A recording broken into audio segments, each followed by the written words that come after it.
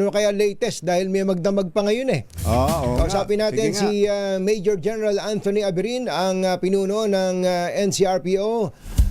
General Abirin, magandang morning. Si Katunying po at saka si Ka Jerry.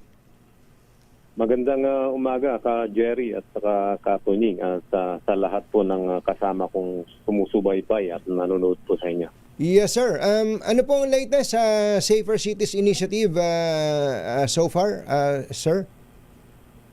Yun nga po, bali aggressive at saka enhance po yung yung implementation po natin ng mga local ordinances. And just last night ay nakapagtala na naman po tayo ng 8,000 mahigit 8,000 po na nasita po natin sa implementation po natin ng mga ordinansa. Yung pong 8,000 na to is on top of the 25,000 na unang na-report? Opo, tama po yun. Ito po yung for the day only, kahapon hanggang kaninang madaling araw po. At accumulated na po yung previously na 20,000 plus. At bali, tuloy-tuloy po ito, araw-araw po ito. So, napansin po natin na while we do it every day, parang bumababa po yung apprehensions po natin. Apprehension. So, hinuhuli po talaga ito, General? At ano ba, ikinukulong ba sila? Hindi po natin hindi po natin sila ikinukulong, liban na nga lang kung yung mga ibang nahuhuli natin na luwag po ng ordinansa ay may iba pa pong mas mabigat na kaso. Yun po ang hinuhuli at kinukuling po natin. Pero sa violation po ng mga ordinansa na na-cost po natin ay may binibigay pong warning, may pinagmumulta at ayun po may kinakasuhan dito. Pero yung po bang mga eksena dati na bawa may nakita yung mga pulis, mga nakabad, dapa. Tapos nakapila ngayon yung nakakatalongko. Tapos nakasalikop yung mga kamay sa batok na ganyan. Nakahilera. Ganun pa rin po bang ginagawa pa ho ba ng pulis yun? Yung parang nagsosona sa mga especially sa depressed communities? Hindi po ganun yung mode ng pagkaano po natin, pagkikita po natin. Siguro po ay kasi po kasama po natin yung dito, yung aktibo po yung mga barangay at saka yung mga volunteer crews po natin. At saka yung mga kapulisan po natin ay talagang strictly po yung guidance ng ating Chief PNP at saka SILD na maximum tolerance, yung human rights dapat natin, nirerespeto natin at saka yung yung police operational procedure na-adhere po natin. So sa tatlong bagay po na yun ay yun po ang guide po ng ating kapulisan sa baba sa implementation po ng mga programa pong ito. So hindi po pagdating doon poposasan kagad yung mga nag-iinuman sa tabing kalsada, hindi po ganoon, sir, ha? Ano po yung eksena, normally po ang standard na expect ng ating mga kababayan? Yung approach po ng ating kapulisan sa barangay ay of course lalapitan po sila at i-explain po yung violation at from there po ay dadalhin po sila sa barangay. Then, ipunin po doon kung may mga minors at saka i-check po yung identity po. Then, kung may mga minors, ito-turn over po yan sa mga magulang. Then, together with the DSW, may kasama rin po pala tayong DSWD. And at the same time, yung mga iba po ay tinitignan, chinecheck yung pangalan, identity, kung may iba pa pong kaso. Kung wala naman po, at masyadong magaan naman po yung violation ay winawarningan. Pero kung yung nakos natin ay pang 5-6 na beses na po, yun po ang tinitikitan at saka pinagmumulta po. Ayun, no. Dun sa mga minor de edad, ite-turn over sa magulang, tapos yung magulang ang pagsasabihan. Opo, pinagsasabihan po yung mga magulang po pag itin-turn over na po. And at the same time, ay may kasama pong DSWD. Paano kung sinasabi, sir, ang init to sa bahay Kaya nakahubad. Summer po ngayon Yun, natin yung rason po nila. Pero yun nga. Po, at the end of the day, in-implement po natin yung ordinansa.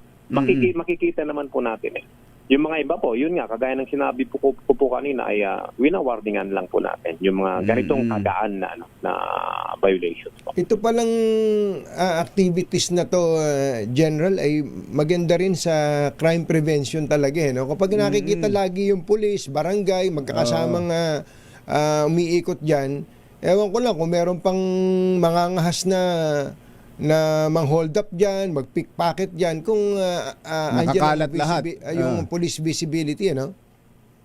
Opo, tama po 'yon. Dahil po sa programa po ni SILG na 'to ay dumami po yung yung talagang tao sa kalsada na nag-enforce po ng ng ganito sa crime prevention natin. Kasi naging partner po natin yung barangay talaga sa volunteer groups. And may dagdag po na rin po, aside from this po ay in-enhance din po natin police visibility natin sa mga public convergence, sa mga transportation hubs, mga terminals, and places kung saan po nakikita talaga po yung yung mga katao po. Kagaya dito po sa mga LRT stations, nagdagdag po tayo at kasama po natin yung mga barangay po rito. At they are playing an active role po dito sa crime prevention po natin. Pakisagot nyo na nga rin po itong statement na ito ng isang grupo ng mga kabataan na tawag dito Spark. Ang sabi nila, ito daw po ay anti-poor at magreresulta ng profiling sa kanila. Sa palagay ko po, hindi po anti-poor po ito kasi ito po ay ang ini-enforce po natin dito ay ordinansa po. Ang nag-craft po ng mga ordinansa po na ito ay ibinoto po nila. Sila po yung representative po nila na gumagawa po ng batas. So, ito, ang trabaho lang po ng kapulisan ay ini-enforce lang po natin yung batas ng mga tao at saka opisyalis po na ibinoto nila. At hindi po ito anti-poor kasi lahat naman po mayaman or medyo hindi masyadong mayaman at of course na-implement po ito at talagang strictly enforced po. Hindi po tayo namimili kay mayaman or pobre ka, pantay-patay po yung implementation po natin. Yung mga magulang dapat maging maligaya dito sa kampanya na to eh. Kasi ang dami-dami pong magulang ang hindi na sinusunod ng mga anak. Ayaw magsiuwi ng nasa oras. Lagi na lang yung binanggit mo nga kong batsero kahapon yung mga bata ngayon wala na yata silang konsepto ng oras ng hating gabi. Yun, nag-uumpisa lang yung gabi nila ng madaling araw na. General. Tama po yun. Dapat po ang unang magpasalamat po rito ay yung mga magulang po talaga. Kasi kahit papano ay of course natutulungan natin sa pagdidisiplina ang kanilang mga anak. And karamihan po kasi marami po kasing nangyayaring krimen paggabi. Then with this kind of campaign po ay mababawasan definitely po yung yung crime incidents natin kasi liliit po yung presence po ng komunidad po na pag-alagala during these oras po ng gabi. Lalo na po sa mga minor de edad po. Ang pangambalan po dito, General, yung consistency, baka po ningas kogon o umpisa lang. Hindi po.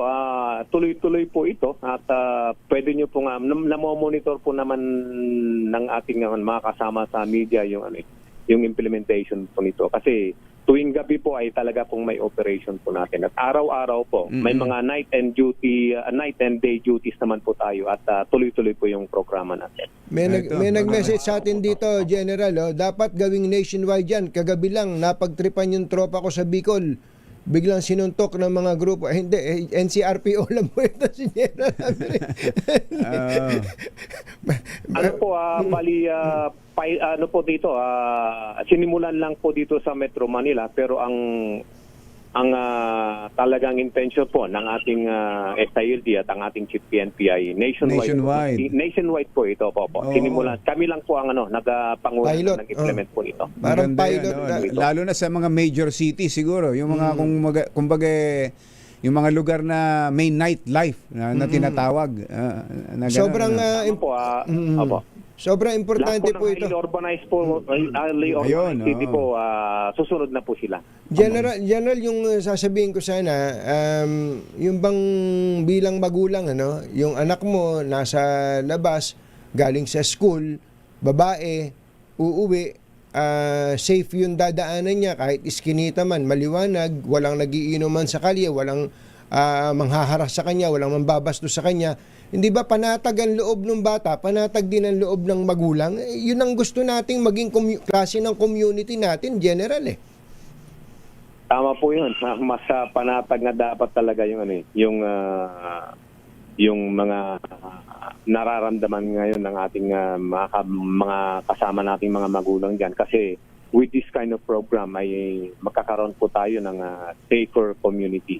And rest assured po na itutuloy-tuloy po namin ito, at of course sa implementation po nito ay talaga pong yung mga guidance natin sa ating kapulisan ay titignan natin po na when we will make sure na wala pong pagkaabuso on the part of the law enforcement po at saka yung mga kasama natin sa barangay. Okay. Sir, sige pa. Pahabol ka, General. Part pa rin ho ba kayo sa monitoring ng mga gas stations, at kumusta ho ang mga report sa inyo? Ay may mga part monitor din po natin yung mga sa gas station sitwasyon. Ay may mga mangilan-ngilan na po na na medyo parang based sa report po ay nagsara po kasi wala pong supply. Yun po yung may naitala po kaming nagsara. Nagsara dahil walang supply. Opo, ayun pong dahilan. Pero I'm not sure of the numbers kung ilan po yan. Oh, hindi dahil sa nag-hoard ng petrolyo. Wala po as far as NCRPO is concerned po, wala naman po kaming naitala pong gano'n. Opo. Sir, ito isa pang pahabol. Sabi niyo ay mas yung mga pagpapatrolya ng ating mga pulis mas dadami yan. Paano 'yun? Hindi ba pinagtitipid tayo? May mga police cars na nakabukas ang makina, nakabukas ang aircon. May guidance ba kayo diyan ngayon na bago sa ating mga pulis? Opo, may guidance na po tayo diyan, at yun nga po ay nagmahal po ang gasolina. Yung patrolya po, yung mobile patrolling po natin ay binawasan po natin, and most of the time po ay naandun po sila sa standby point na lang. Nakasara ang makina, of course nakasara ang makina, pero yung blinkers on po sila. Naka po yung blinker niya. Nang sa ganon ay nakikita po ng community na may presence po ng police po doon sa isang particular na kanto or kalsada po. Ayun. So, nandun yung pulis, nakababa ng sasakyan, pero may blinker. May blinker. Sabihin, andyan na mamang pulis. May pulis dito. May pulis sa ibabaw ng tulay. Hindi sa ilalim ng tulay. General, salamat po sa inyong oras. General Anthony Aberin, magandang umaga po. Magandang umaga po. Thank you po. Good morning po sa inyo. Si Major General Anthony Aberin, ang Regional Director ng NCRPO. Pangunahing